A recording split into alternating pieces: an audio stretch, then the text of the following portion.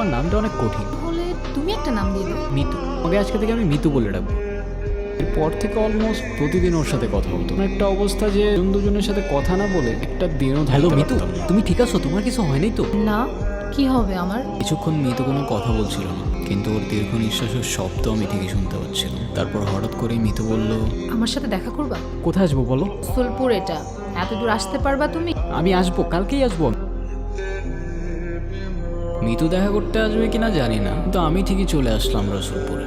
এই মুহূর্তে মিতুকে আমি প্রথমবার দেখলাম। ওকে এতটা সুন্দর লাগছিল যতটা হয়তো আমি ইমাজিনও করিনি। মিতু,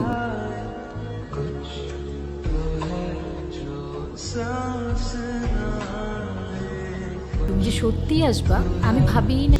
তুমি আসতে বলছো আর আমি না এসে পারি? কে রে তুই? এখানে কি করতে আসছস? ওর সাথে দেখা করতে। আমার বোনের সাথে? তোর সাথে দেখা করতে আসবো কেন? আমার বোনটা